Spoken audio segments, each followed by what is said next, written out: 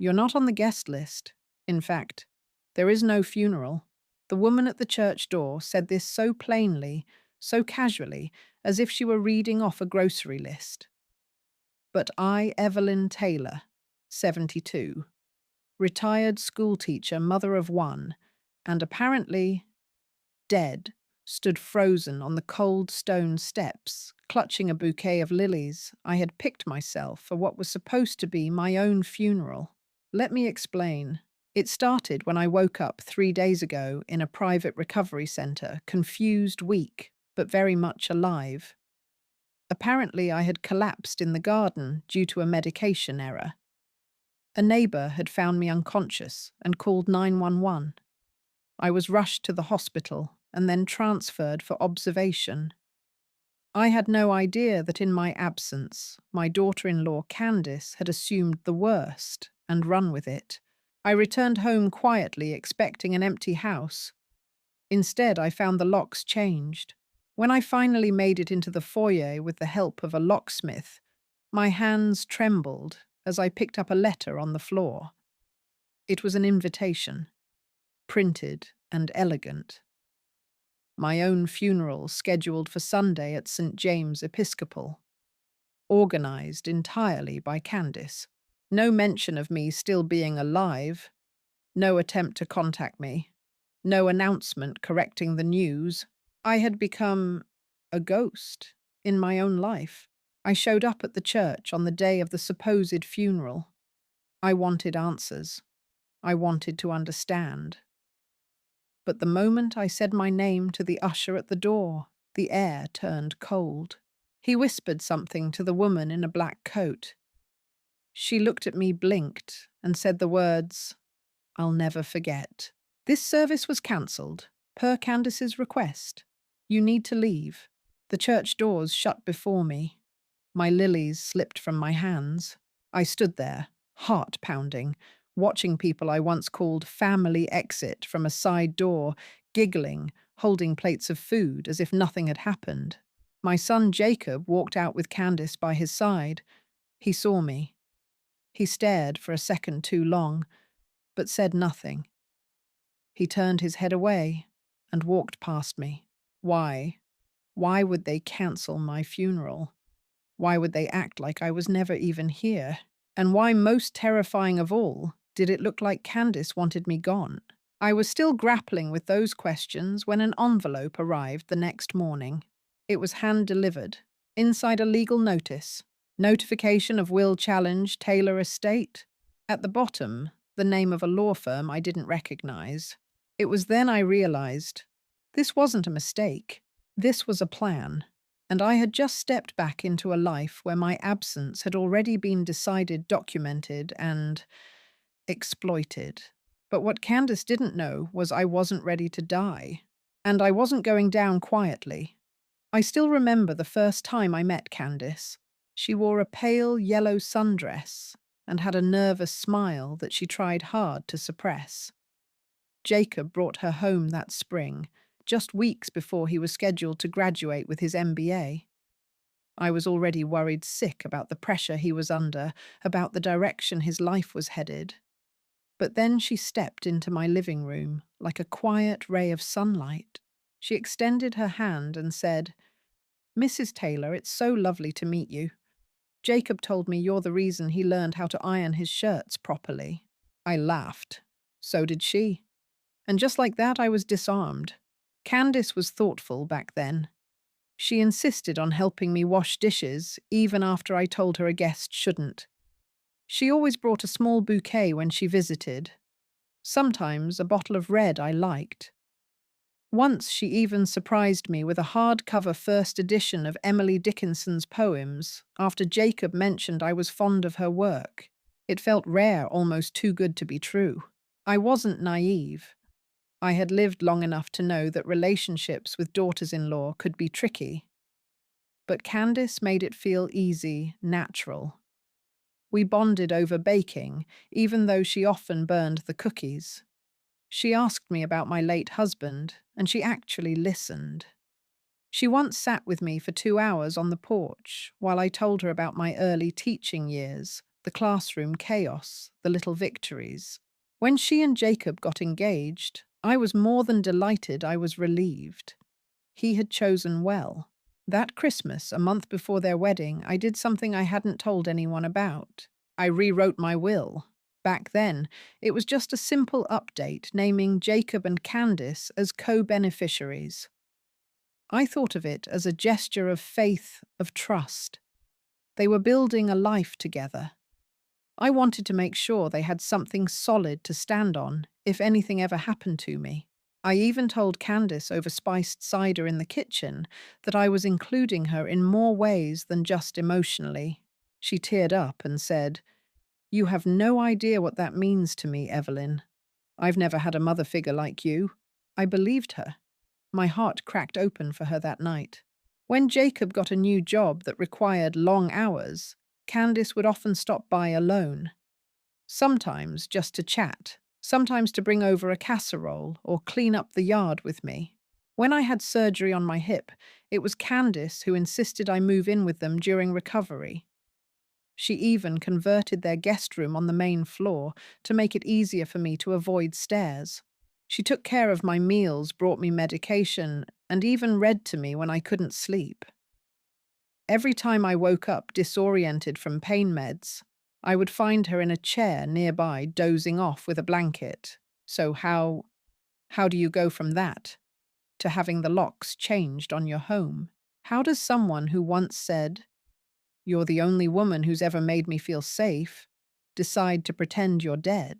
That's the question that haunted me as I looked around the quiet house that used to be mine, but now smelled faintly of lavender diffusers and strange furniture I didn't recognize. I stood in the living room where she and I used to sip tea and wondered, was it ever real? It's important that you understand this part of the story, that I wasn't a bitter mother-in-law. I wasn't controlling or demanding. I trusted her. I gave her everything I had to give, and that's what made the betrayal feel like poison. It wasn't just the will or the funeral. It was the memory of who she used to be and how carefully she had rehearsed it. I replayed it all in my mind. Every dinner, every thank you card, every small touch of affection that now felt like part of an elaborate setup. Was she always planning this? Or did something change? Maybe I had missed the signs. Maybe the cracks had already started forming. It began with little things, the invitations I no longer received, the pauses in conversation that seemed heavier than usual, the glances between Candace and Jacob that carried a silent message, one I was no longer part of. The first time I felt it, truly felt it, was during a family dinner. I had made Jacob's favorite rosemary chicken with lemon butter sauce, the same recipe I'd cooked for him on his birthdays since he was 12. I brought it over in a warm dish, excited to share a quiet evening. Candace opened the door, smiled faintly and said, "I thought you were just dropping it off." I hesitated. "Well, I hoped we could eat together. I brought enough for all three of us." Her lips twitched. "We actually already ordered sushi. Jacob had a craving. She didn't invite me in." I stood on the porch holding the hot glass dish, the steam curling between us like an awkward silence. When Jacob finally came to the door, he looked uncomfortable, said something about a long day, kissed me on the cheek. And that was it. They closed the door gently but firmly behind me. I told myself not to read into it. Everyone gets tired. Couples make last-minute plans. It's not personal. But it kept happening. I would call, and Candace would answer in clipped tones. "Sorry, she's resting. She's not feeling well. She's with a friend." Only I wasn't sick. I wasn't resting. I was waiting. Then came the polite scheduling. Suddenly, everything required notice. If I wanted to come over, I had to text Candace first. Not Jacob, just Candace. She made a shared Google Calendar for the family. I was told to please check it first before dropping by. "Boundaries are healthy," she told me once over coffee, in a voice that dripped with gentle condescension. We love having you around, but we also need our own rhythm, Evelyn. Still, I pushed the doubts aside. I didn't want to be that kind of mother-in-law, the one who hovered, who intruded. So I gave them space. I pulled back. And that's when I began to disappear. Candace took over family events. That first year, she planned Thanksgiving without even mentioning it to me. I found out from Jacob 3 days before when I asked what time I should bring the stuffing. He hesitated. Oh, Candace's parents are hosting this year. She figured it would be easier. Easier for who? Christmas followed. Then Easter. I wasn't invited to their 4th of July barbecue. Candace said it was just a few friends from work. But when I saw photos on Facebook, it was clear her family was there. Jacob's co-workers, even the neighbor across the street. I wasn't just being pushed out, I was being replaced. At first I wondered if I had done something wrong. Maybe I said something that upset her. Maybe I was too involved. I replayed every conversation, every comment, every text. But the more I thought about it, the more I realized this wasn't about me overstepping. This was about Candace asserting control. One Saturday, I stopped by unexpectedly something I had done for years. I brought scones from their favorite bakery, thinking I could surprise them. I knocked. No answer. The car was in the driveway, the lights were on. I rang again. After a long pause, the door creaked open. Candace stood there, arms crossed. We were in the middle of something. She said, her eyes cold. I held out the box of pastries. I just wanted to bring you these. She didn't take them. She looked past me, then back, and said, Evelyn, it's important you understand we need privacy. I remember walking back to my car, the pastry box trembling in my hands, my throat tight. I didn't cry. Not then. But something inside me curled inward. Jacob grew quieter too. Less calls, less warmth. He'd start phone conversations in a rush, end them mid-sentence, always heading into a meeting or catching a ride. He sounded like a stranger, mechanical, scripted. Once I tried to bring up my concerns, I just feel like I'm not part of your lives anymore, I said gently over the phone. There was a long pause. Then Jacob replied, maybe you should talk to Candace about that. That was the moment I realized I had lost him. Not to work, not to distance, to her. Still, the final straw wasn't the dinners, or the parties, or the calendar invites. It was the room. My room. After my hip surgery, Candace had set it up with such care, soft blankets, a reading lamp, even a tiny bell for emergencies. But one weekend, while Jacob was away on a business trip, I stopped by to leave something he had asked for. Candace wasn't home, but I still had a key. I stepped inside and felt instantly like a trespasser. Something was off. The hallway smelled like rubber and plastic. The guest room door was slightly ajar. When I opened it, my breath caught. My room was gone. In its place, a full home gym, treadmill, rowing machine, floor mats, mirrors. My books were gone. My framed photo of Jacob as a toddler was gone. Even the Afghan I had crocheted during recovery was missing. It wasn't a guest room anymore. It was a statement. I called Candace that night. Tried to ask why. She laughed, said we needed the space. You haven't stayed here in ages, Evelyn. I wanted to say that I never stayed because I felt unwelcome. I wanted to say that I missed the woman she used to be. But I hung up instead. I started to feel like a ghost before I ever collapsed. Maybe that was the point. Maybe that was her plan all along. There's a particular pain in being forgotten on your birthday. Not ignored, not overlooked. Forgotten. It was the first week of November. I hadn't expected much, just a card, maybe a call. I wasn't the type to count gifts or fuss over attention. But this year, it was completely silent. Nothing from Jacob, nothing from Candace. I spent the day alone in my kitchen, listening to the rain tap against the windows. I made myself a cupcake, lit a candle, and whispered, "Happy birthday" to no one. At 8:47 p.m., my phone buzzed. It was a text from Candace. "Hope you're doing well. Would you mind sending over the tax documents from 2019? We're having trouble locating them." Not a single word about my birthday. 2 days later, Candace showed up at my house unannounced, but clearly on a mission. "I need you to sign these," she said, placing a stack of documents on my dining table. "What are they?" "Just some property transfers and account consolidations.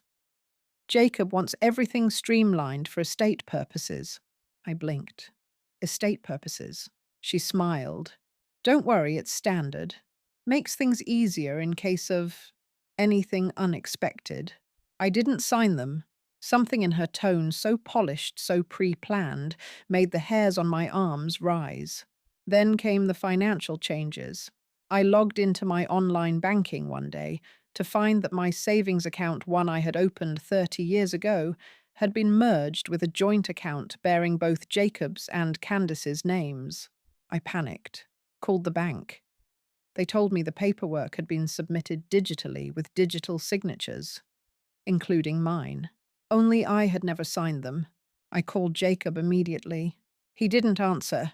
I called again and again. On the fourth try, Candace picked up. "Evelyn, I told Jacob you'd overreact. It's just a consolidation. We thought it would be safer that way, less paperwork, more efficiency. You forged my signature." There was a pause. "Then that's a very serious accusation."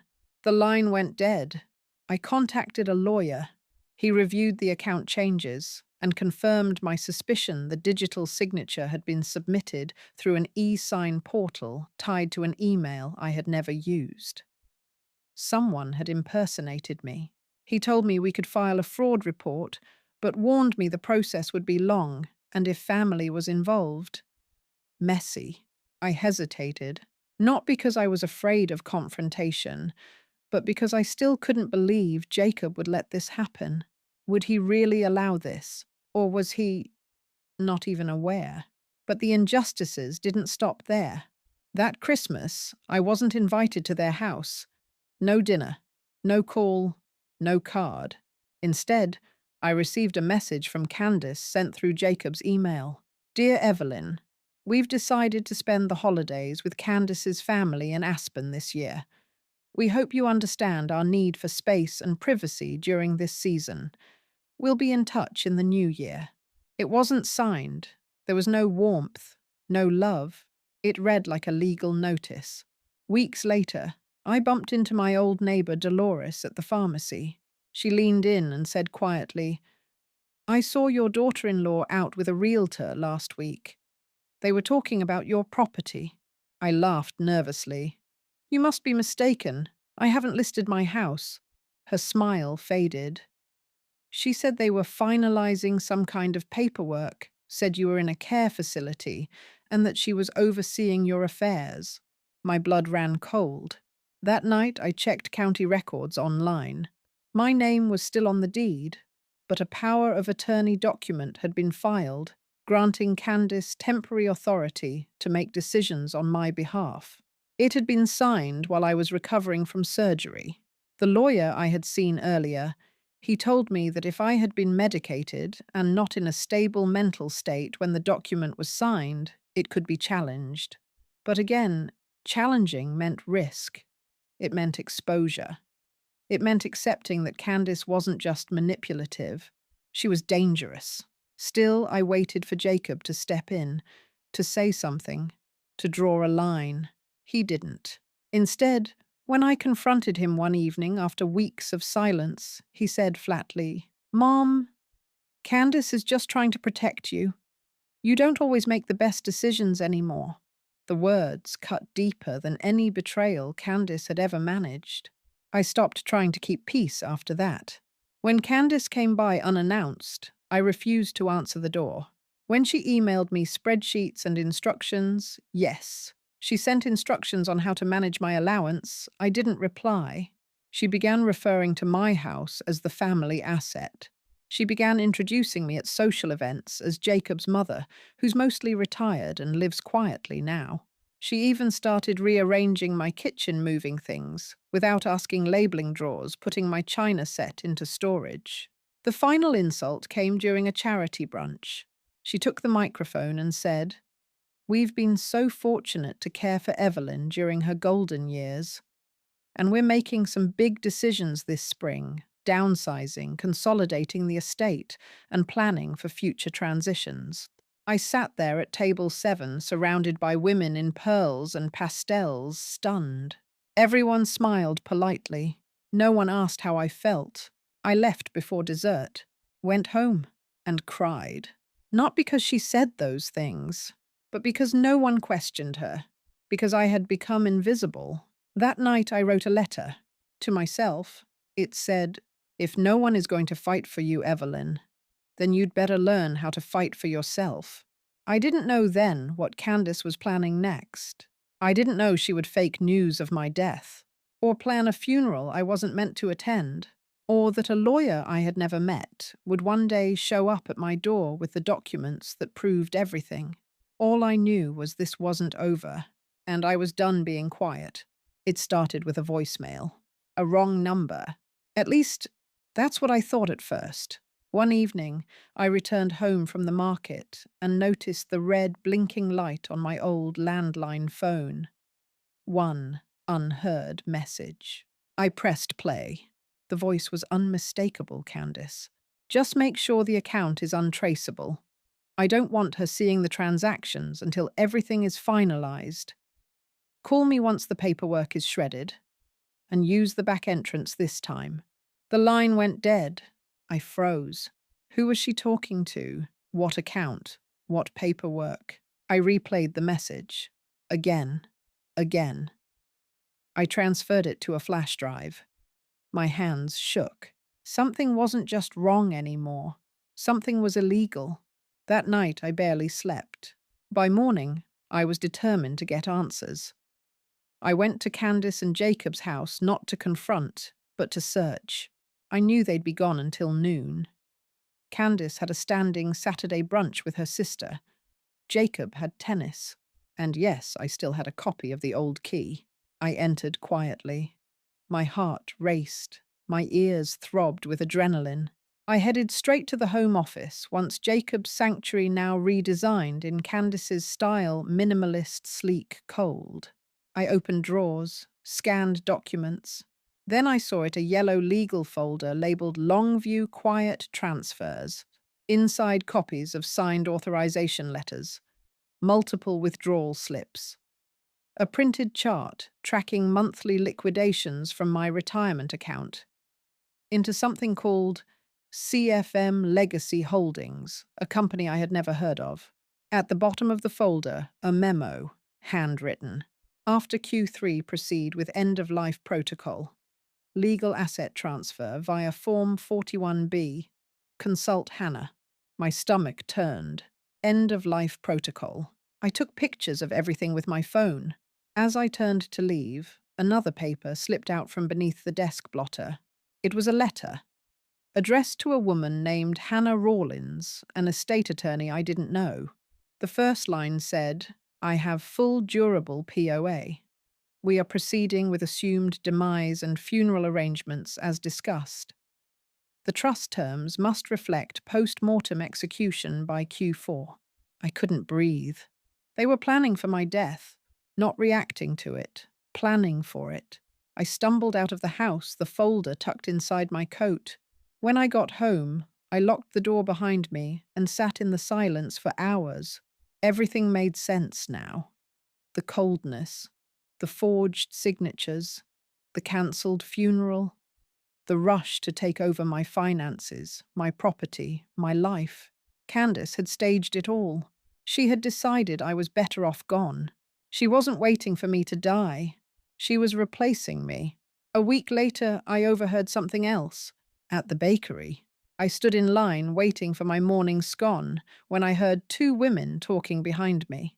She said her mother-in-law was probably going to a facility by the end of the month. Apparently, she's started to get confused. I thought she was fine last time I saw her, sharp as ever. Candace says it's worse in private. She's just being proactive, protecting the estate. You know how these things go. I turned around slowly. They weren't whispering. They weren't even trying to hide it. Candace had been spreading rumors that I was mentally unstable.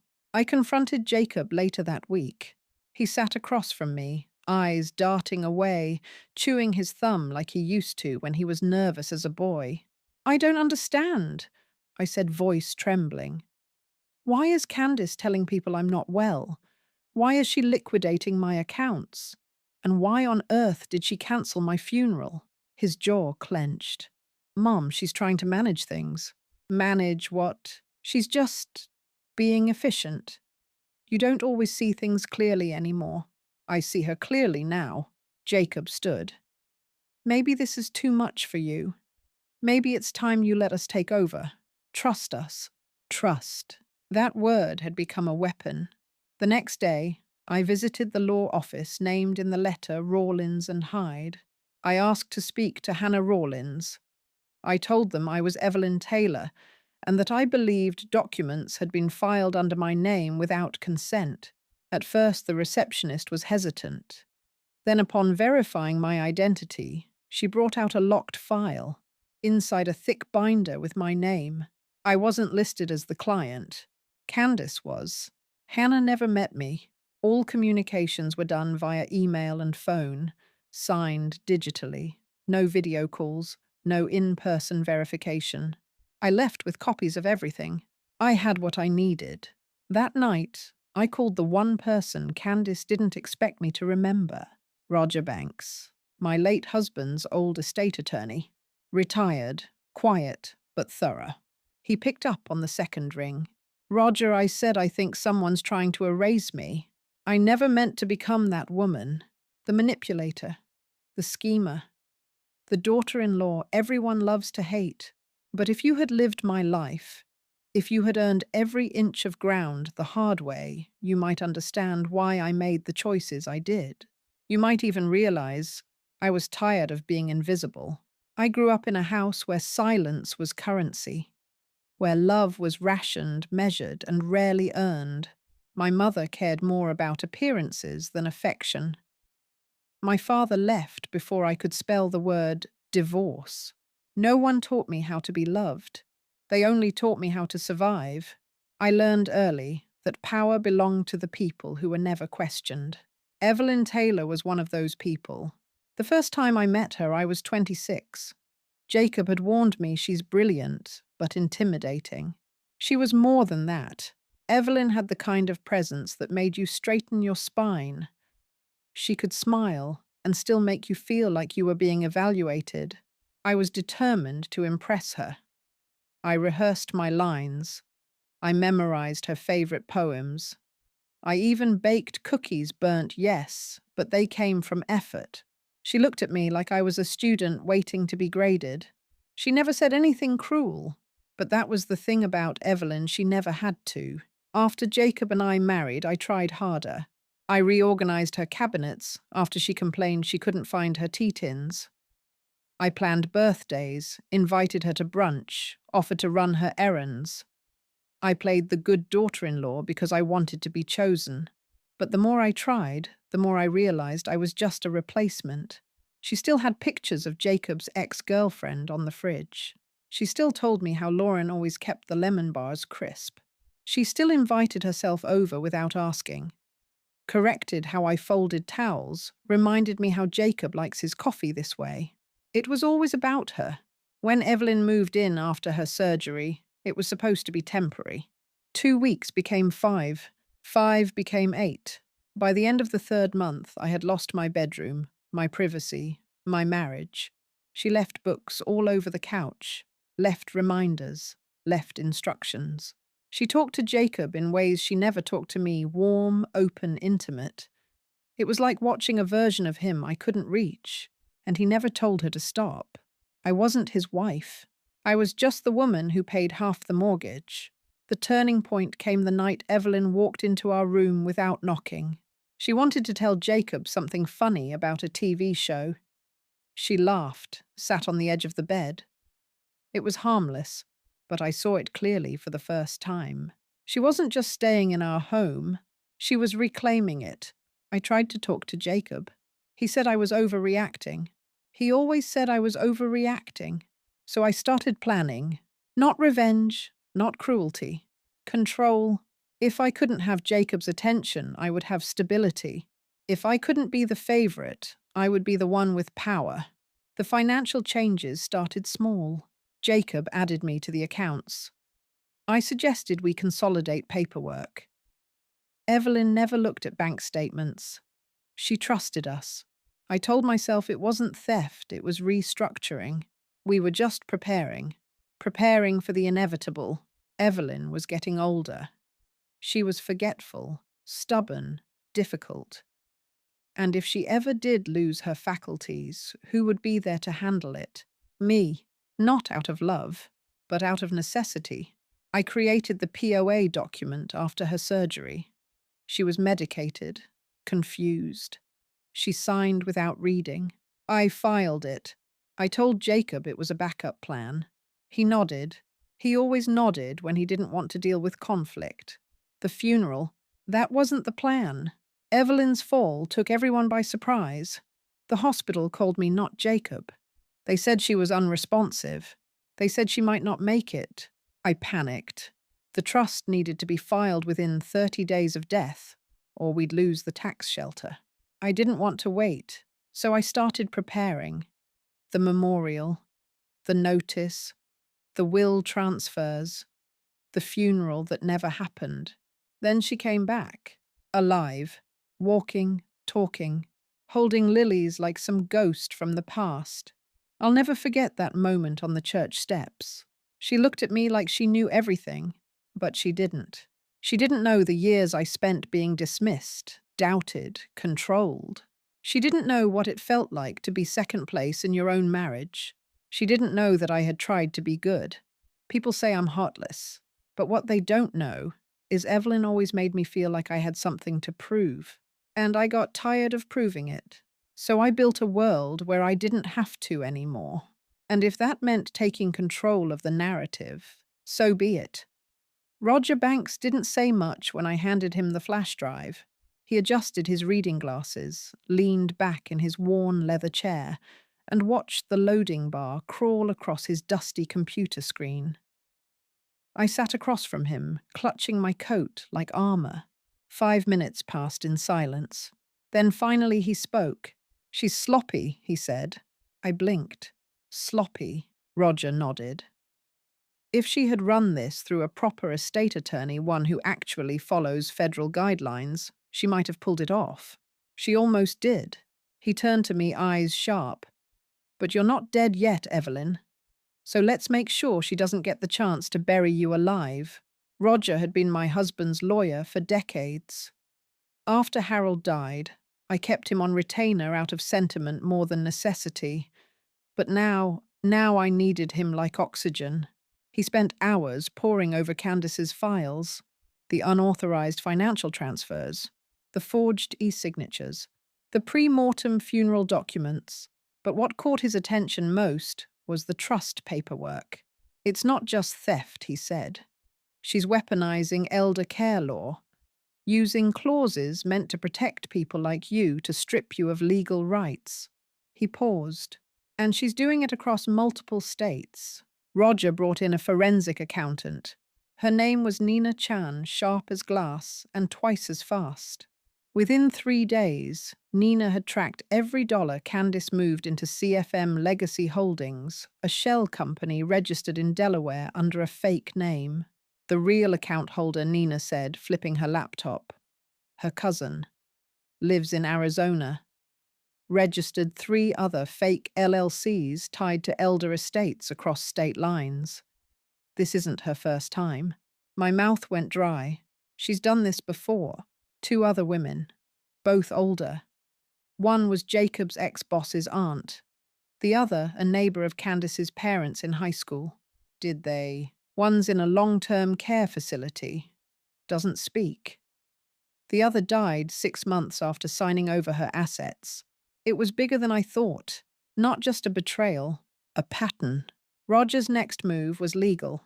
He filed a formal motion in probate court to freeze all pending asset transfers tied to my name.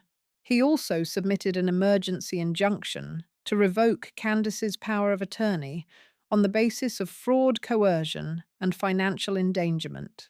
We mailed copies to Candace's attorney. She never responded. Instead, she showed up. She arrived at my house 2 days later, furious, radiant, and fuming. "You called a lawyer?" she spat. "No," I said. "I called justice." She laughed bitterly. "You think you're clever, Evelyn. You think you're going to win. You're the one who's losing grip. Everyone sees it. Funny." That's not what the judge said when he signed the injunction. Her face twitched. "I loved you once," she said quietly. "I trusted you once," I replied. After she left, Roger called me with more news. "We found a paper trail," he said. "One of the notaries she used to verify your signature, former co-worker, fired for misconduct. We can prove the documents were forged, beyond a doubt." He paused. "And Evelyn, I think we should go public." The next morning, a woman showed up at my front door. She was in her 50s, kind eyes, worn jacket. "Hi," she said. "I used to clean your house before Candace fired me." Her name was Letty. I hadn't seen her in over a year. "I heard what's going on," she said. "And I think you should know something." She handed me a small black USB drive. "I took this from their home camera system the day Candace made you sign those POA papers. You were groggy, barely awake." I couldn't stop her, but I couldn't forget it. I watched the footage that night. There I was, slumped in a recliner hospital bracelet still on my wrist. Candace stood over me holding a tablet. "Just sign here," she whispered. What? What is it?" "It's for insurance, to make sure you're protected." Swipe, beep, done. I flinched watching it, but the camera caught everything. The timestamp, the look in her eyes, the lie. We submitted the footage to the court. It was the final nail. A hearing was scheduled for the following Thursday, but the most surprising appearance came the day before the hearing. Jacob. He showed up at my door, alone. No Candace. I read everything he said quietly. "Roger sent me the files." I nodded. He looked at me with eyes I hadn't seen in years. "I'm sorry, Mom." It was the beginning of the end, but not for me. The courtroom was silent, so silent I could hear the faint buzz of the fluorescent lights above. Rows of pew-like benches were filled with spectators, neighbors, reporters, former colleagues, even the florist who used to deliver bouquets to my door before Candace rearranged the subscription. The judge, a tall woman in her 60s with tired eyes, tapped her pen once before leaning forward. "Are we ready to proceed?" My attorney, Roger Banks, nodded. "Yes, Your Honor. The petitioner is present." The bailiff called the names. In the matter of Evelyn M. Taylor versus Candace Taylor regarding elder financial fraud, fraudulent power of attorney, and attempted asset seizure. Candace sat to my left, 2 rows up. Perfect posture, lips tight. No makeup today. Just a stiff grey suit and eyes that refused to meet mine. The first witness was Letty. She recounted what she saw the day of the forged POA, how Candace timed the visit to my sedation cycle, how she dismissed medical advice, and how she whispered instructions I clearly didn't understand. Then Nina Chan took the stand. She broke down the money trail. Slide after slide showed transaction logs accounts in Delaware wire transfers through holding companies Candace had quietly formed under aliases. Over $380,000 was moved without consent, she said. And who authorized the transfers, the judge asked. According to the forged documents, Mrs. Taylor. According to digital forensics, Candace Taylor. Candace's lawyer objected. The judge overruled. Then came the footage. The courtroom dimmed. The projector lit up. There I was, drowsy, incoherent, pale in my recliner. My signature swiped onto a legal form, while Candace told me it was for insurance. Gasps echoed through the room. The judge didn't flinch. She simply said, "Play that again." We did. 3 times. I took the stand last. Not to cry, not to beg, but to finish what she started. I told them about the funeral I wasn't supposed to attend, about the voicemail, about the cancelled holidays, about the bank accounts I didn't even know I had closed. Then I looked directly at Candace, and I spoke not just to the court, but to her. "You cancelled my funeral behind my back. You told people I was confused. You smiled at my neighbors while stealing my life from beneath my feet. But I'm still here, and I'm not going anywhere." Her face didn't move, but her hands trembled. The judge recessed for an hour. When she returned, she read the verdict like slicing through air. The court finds clear and convincing evidence of financial fraud, abuse of fiduciary power, and elder endangerment. Power of attorney is hereby revoked. All asset transfers are nullified. Further recommendation: investigation for criminal prosecution under California Penal Code, paragraph 368D equal. I exhaled. For the first time in months, the air didn't feel heavy in my lungs. Reporters hounded me outside the courthouse. "Mrs. Taylor, how does it feel to win?" "I didn't win," I said. "I survived." But the story wasn't quite over. The following weekend, Jacob held a family gathering. Not in the home he once shared with Candace. That place had already been listed for sale. He invited me to his new apartment, a modest 2-bedroom just outside the city. He cooked. He served dinner. He said thank you. Toward the end of the night, after the dishes were done, Jacob asked softly, "Do you think she ever loved me?" I took his hand. "I think she loved the version of you that made her feel safe. But she didn't know how to return that safety."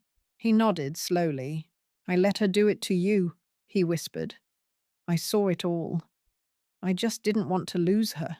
"You didn't lose her," I said. "She lost herself." We sat in silence for a long time. Then Jacob handed me an envelope.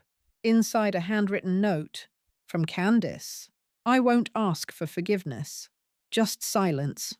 I hope someday you'll find peace." I never did. I folded the note and placed it in my purse. I had no words for her. Only boundaries. Candace didn't show her face again. Not at the sentencing hearing. Not during the asset restoration process. Not when Jacob filed for divorce 2 weeks later.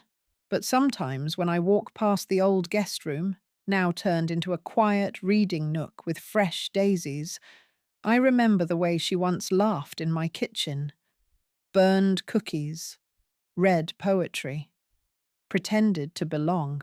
And I remind myself, not every betrayal comes from hatred. Some come from hunger, the hunger to matter, the hunger to control, the hunger to win. But that hunger almost devoured me whole.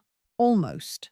Long before any of this began, before Candace smiled through her teeth, and Jacob looked past me like I was furniture, I made a decision. It was after Harold died.